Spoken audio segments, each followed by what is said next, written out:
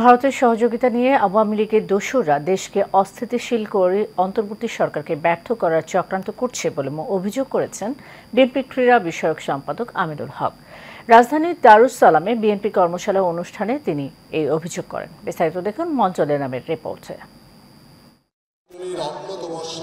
BNP ঘোষিত রাষ্ট্র কাঠামো মেরামতের ৩১ দফা কর্মশালা ধারাবাহিক কর্মসূচির অংশ হিসেবে ঢাকা মহানগর উত্তর দারুস সালাম থানা বিএনপির এই ২৪তম কর্মশালা অনুষ্ঠিত হয়। এ সময় আমিনুল হক অভিযোগ করেন, আওয়ামী লীগ ক্ষমতা ধরে রাখতে রাষ্ট্রীয় প্রতিষ্ঠানকে ধ্বংসের পাশাপাশি জনগণ থেকে পুরোপুরি বিচ্ছিন্ন হয়ে পড়েছিল তারা।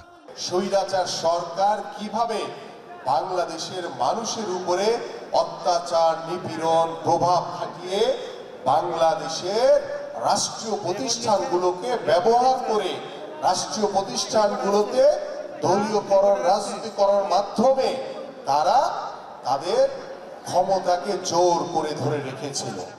অন্তর্বর্তীকালীন সরকারকে ব্যর্থ হতে দেওয়া যাবে না জানিয়ে আমিনুল হক দ্রুত সুষ্ঠু নির্বাচনের দাবিও জানান।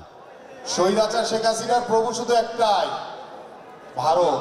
সেই ভারতের সহযোগিতা নিয়ে তারা বাংলাদেশে একটি অস্থিতিশীল অবস্থা তৈরি করার অপচেষ্টা করে যাচ্ছে এবং তারা চেষ্টা করছে এই অন্তর্বর্তীকালীন সরকারকে কিভাবে ব্যর্থ প্রমাণিত করা যায়।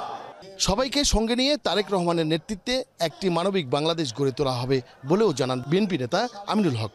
বাংলাদেশ গড়ার মাধ্যমে একটি মানবিক রাষ্ট্রে বাংলাদেশকে গড়ে তোলা, সেই বাংলাদেশ গড়ে তোলার জন্য আপনাদেরকে কিন্তু অনেক বড় ভূমিকা পালন করতে হবে। মন্ডলের নাম, এশিয়ান টেলিভিশন, ঢাকা।